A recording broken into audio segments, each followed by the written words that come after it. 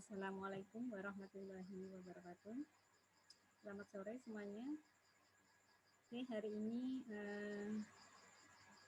hari pengganti ya, kelas pengganti untuk minggu kemarin, hari Rabu tanggal 18, karena saya ada masalah ya, karena di tempat saya, kebetulan saya lagi di daerah, ada pemadaman listrik selama 2 hari karena perbaikan trafo yang rusak berat. Jadi memerlukan 2 hari untuk melakukan perbaikan. Nah, selama 2 hari itu dilakukan pemadaman listrik, tidak bergilir tapi memang benar total dilakukan pemadaman dari PLN. Untuk itu saya berhalangan untuk mengisi di pertemuan 10 minggu kemarin ya. Oke, hari ini jadi double. Hari ini untuk jam 16.40 ini untuk pertemuan 1, nanti untuk jam 19.10 sesuai jadwal itu nanti pertemuan 11. Jadi saya rapel jadi 2 pertemuan hari ini ya. Oke. Untuk jam ini saya gunakan untuk pembahasan pertemuan 10 mengenai logika, deduksi, dan silogisme. Oke, yang pertama adalah deduksi dulu. Deduksi ini berasal dari kata D dan declare yang berarti mengantar atau memimpin. Nah, deduksi itu sendiri nanti merupakan suatu proses berpikir atau merupakan penalaran yang bertolak dari sesuatu proposisi atau pernyataan yang sudah ada menuju kepada suatu proposisi baru yang berbentuk suatu kesimpulan. Cara berpikir deduktif ini yaitu ada 5 ya. Ada silogisme kategorial, silogisme hipotesis, silogisme disjuntif, atau silogisme alternatif, antinem, dan rantai deduksi. Nah, selanjutnya silogisme. Kalau deduktif itu tadi berasal dari kata D dan dedicare, artinya berarti memimpin. Nah, kalau silogisme di sini merupakan bentuk proses penalaran yang berusaha menghubungkan 2 proposisi atau pernyataan yang berlainan untuk menurunkan suatu kesimpulan atau inferensi yang merupakan proposisi ketiga atau pernyataan ketiga.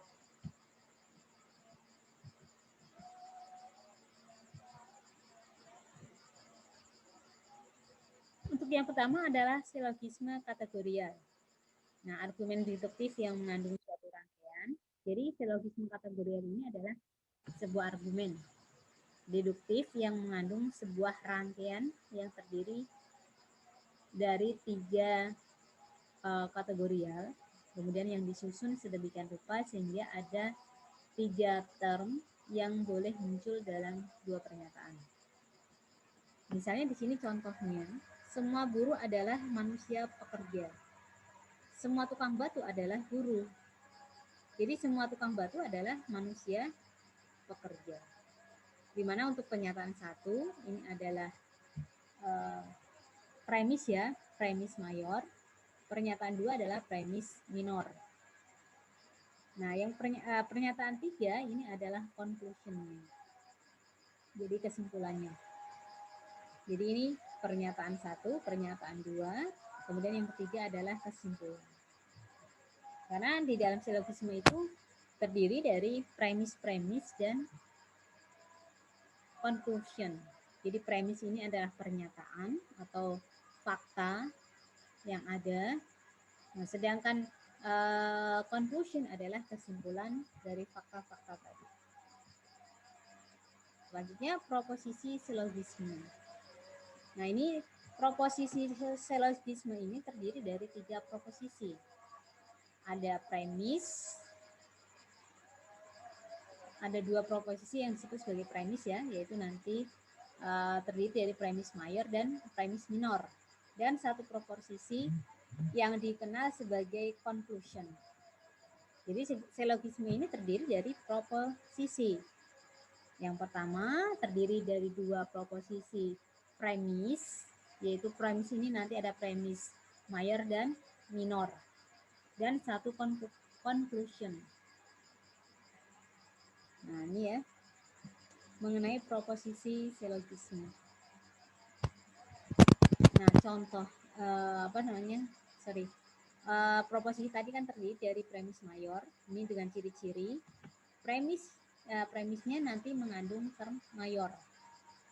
Proposisi yang dianggap benar bagi semua anggota kelas tertentu. Contohnya, semua guru adalah manusia pekerja. Adalah disebut sebagai premis mayor. Tadi kan sudah saya singgung ya contohnya. Nah, ini adalah premis mayor. Kemudian berikutnya adalah premis minor. Dan yang terakhir yang berupa kesimpulan. Nah, ini premis minornya.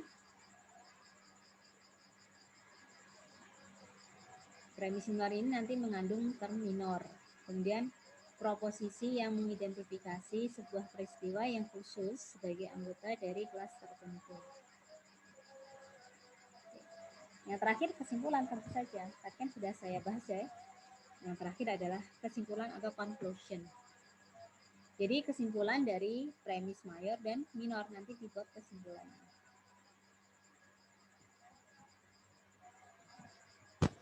Jadi sebuah silogisme itu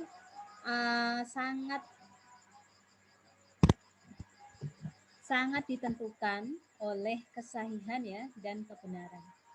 Jadi syarat utama dalam silogisme itu adalah sahih informasinya, absah dan benar. Kalau sudah mempunyai itu semua, lolos. Nah, bentuk logis dari silogisme ini nanti yang pertama bentuk logis dari pernyataan kategorial dalam silogisme. Premis mayor harus disebut lebih dahulu, baru kemudian premis minor. Dan terakhir adalah conclusion-nya. Nah, ini perlu digarisbawahi ya, perlu dihafalkan kalau perlu. Bahwa dalam silogisme itu terdiri dari premis mayor, premis minor, dan conclusion. Ya, intinya terdiri dari 2 premis, tapi premis apa? Premis mayor dan minor. Kemudian selain itu juga mempunyai conclusion ataupun kesimpulan. Nah, kemudian yang kedua cara penyusunan term dalam masing-masing pernyataan proposisi dalam silogisme. Oke, kaidah kategorial dari silogisme. Yang pertama mempunyai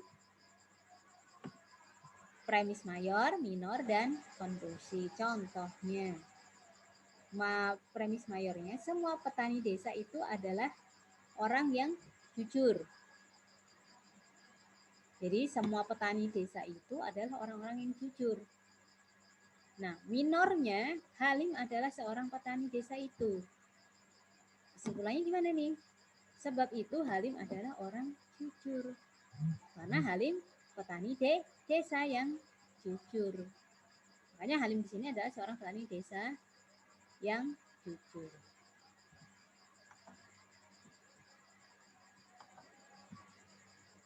Yang ketiga, setiap term terdapat dalam kesimpulan harus tersebar dan sudah tersebut dalam premis-premisnya. Premis mayornya, manusia adalah makhluk yang berakal budi. Premis minor, Adi adalah seorang manusia. Konklusinya, Adi adalah makhluk berakal budi. Nah, ini kaidah ketiga. Kemudian kaidah keempat. Nah, bila salah satu premis bersifat universal, bersifat umum, dan yang lainnya bersifat partikular, khusus, maka konklusinya harus bersifat partikular. Nah, ini contohnya. semua mahasiswa adalah orang yang rajin. Tommy adalah seorang mahasiswa. Sebab itu semua anak bimbingan saya adalah orang yang rajin. Ini lebih menekankan pada kesimpulannya. Yang kelima, kaidah kelima, dari dua premis yang bersifat universal, konklusinya yang diturunkan juga harus bersifat universal. Contoh, premis mayornya semua guru adalah orang yang suka bekerja. Premis minornya semua tukang batu adalah guru. Kesimpulannya apa? Sebab itu semua tukang batu adalah orang yang suka bekerja.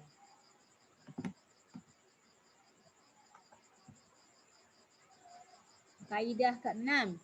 Jika sebuah silogisme mengandung sebuah premis yang positif dan sebuah premis yang negatif, maka konklusinya harus negatif. Contoh, semua calon mahasiswa yang berusia di atas 30 tahun tidak mengikuti perkoncelan. Nina adalah mahasiswa yang berusia di atas 30 tahun. Sebab itu Nina tidak mengikuti perkoncelan. Ini kaidah ke-6. Kaidah ke-7. Dari dua premis yang negatif tidak dapat ditarik kesimpulan. Sebab itu silogisme berikut tidak sahih dan tidak logis. Jadi, jika sebuah premis jadi dari dua premis yang negatif itu tidak dapat dibuat kesimpulannya. Contohnya, semua koruptor adalah bukan warga negara yang baik.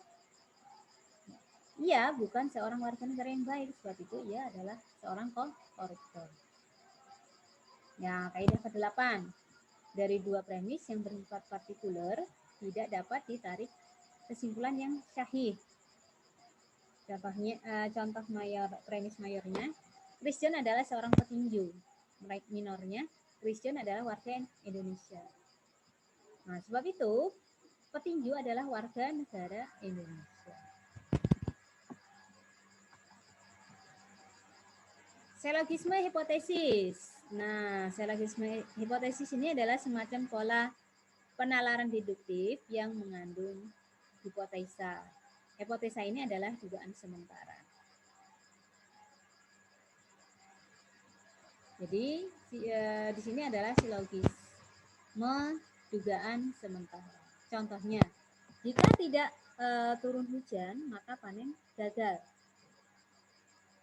Minornya, hujan tidak turun, sebab itu panen akan gagal.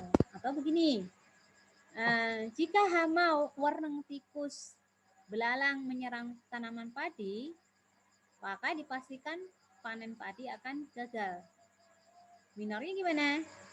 Sebab banyak hama tikus, belalang, wereng, ulat.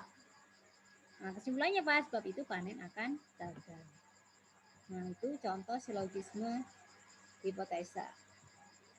Nah, selanjutnya yang ketiga, silogisme alternatif atau disjungtif. Ya, ada ciri-cirinya nih. Ciri-cirinya proporsi mayornya merupakan sebuah proporsi alternatif, yaitu proporsi yang mengandung kemungkinan atau pilihan. Nah, sedangkan minornya proposisi kategorial yang menerima atau menolak salah satu alternatifnya. Kesimpulannya tergantung dari premis minornya. Oke, seperti itu. Contoh, ayah tidak di kantor atau di rumah. Ayah ada di kantor, sebab itu ayah tidak ada di rumah. Antinem di sini adalah berasal dari bahasa Yunani ya. Jadi kata kerja anti-mestai yang berarti simpan dalam ingatan. Yang pertama, silogisme aslinya berbunyi premis mayor, siapa saja yang dipilih mengikuti pendidikan Thomas Cup adalah seorang pemain kawakan. Premis minornya, Taufik Hidayat terpilih mengikuti pertandingan Thomas Cup. Konklusi, kesimpulannya ya. Jadi ada sebab, ada akibat. Ada sebab, ada akibat, ada kesimpulannya. Nah, kesimpulannya apa? Sebab Itu Taufik Hidayat adalah seorang pemain bulu tangkis. Nah, yang terakhir adalah rantai deduksi. Nah, penalaran yang deduktif dapat berlangsung lebih informal dari antinem. Contohnya, semua buah belimbing masam rasanya. Kali ini saya dibeli lagi sebuah belimbing. Sebab itu buah belimbing itu sangat masam rasanya. Ini ya contoh rantai deduktif. Ada sebab, ada akibat.